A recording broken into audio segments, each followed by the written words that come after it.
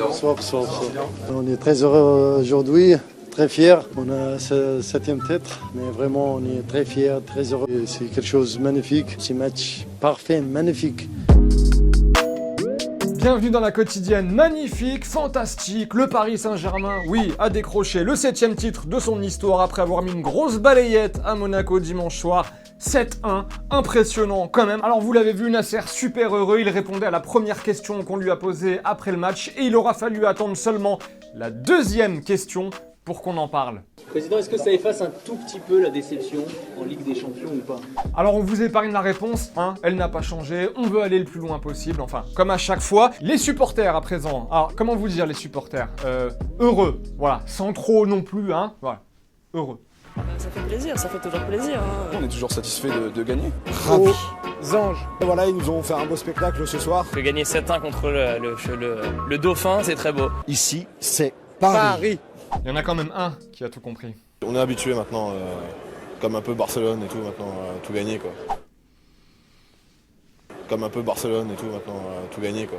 Et sinon, grosse fiesta après le match dans le vestiaire, à base de champomis, en veux-tu, en voilà. Et sinon aussi, c'est à cause des gars comme Thiago Silva qu'il y a toujours du monde aux urgences le 31 décembre. Ele não consegue.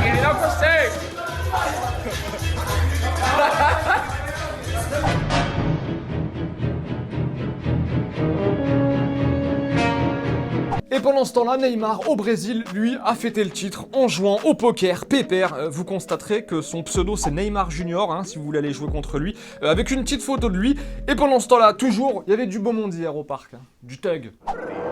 Gucci gang, Gucci gang, Gucci gang, Gucci gang, Gucci gang, Gucci gang, Gucci gang. Et encore pendant ce temps-là, je n'aimerais pas être joueur de Monaco aujourd'hui.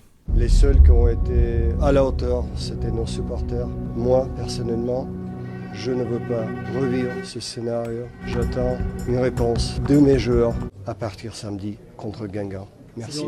La SM d'ailleurs qui a décidé de rembourser les billets des supporters qui étaient venus au parc hier. Beau geste. Et on a failli refermer notre page consacrée à PSG Monaco sans prendre des nouvelles d'Unai Emery. Bonsoir Unai.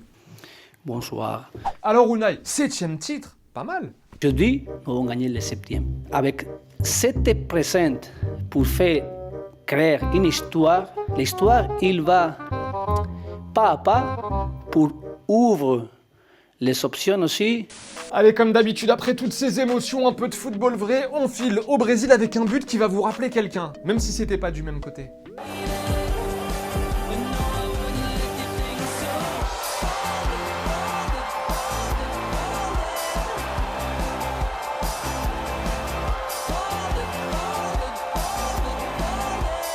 Et derrière le PSG et Monaco, l'OL et l'OM, eux, se rendent coup pour coup. Jingle, la bagarre.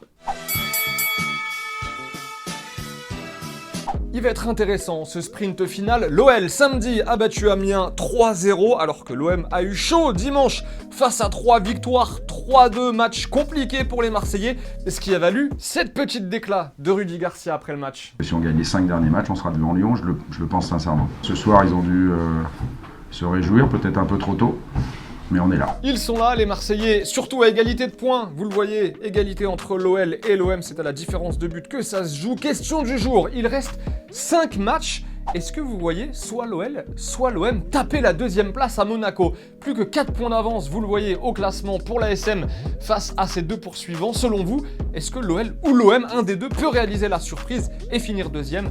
2 petits commentaires sélectionnés demain. Et en première ligue, Manchester City aussi a décroché son titre de champion ce week-end après sa victoire 3-1 face à Tottenham samedi et la défaite 1-0 de United face à West Brom dimanche. À Manchester aussi, c'était le feu. Pep's blue and white, Andy! Pep's blue and white, Andy! Mention spéciale quand même dans cette vidéo à ce petit bonhomme qui a choisi de garder son maillot sous plastique tellement il aime Yaya Touré, et aussi à ce petit bonhomme qui regarde beaucoup trop de vidéos sur YouTube lui. Mais le moment trop mignon du week-end, ce sont les U11 de Colchester, regardez, qui ont fait un tour d'honneur pour saluer leurs supporters avant le match de leur équipe. Trop chou.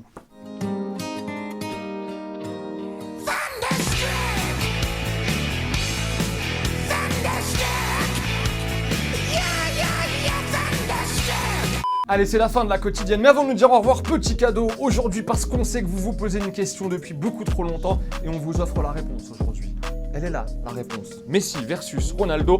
Qui est le meilleur? C'est aux éditions Solar. Le petit bouquin est à gagner aujourd'hui. Pour jouer, c'est simple. On s'abonne sur YouTube et vous nous dites dans les commentaires que vous voulez le bouquin. Tout simplement, il y aura un petit tirage au sort. En attendant, on se dit au revoir en images et en musique. Et on se donne rendez-vous très vite. Ciao!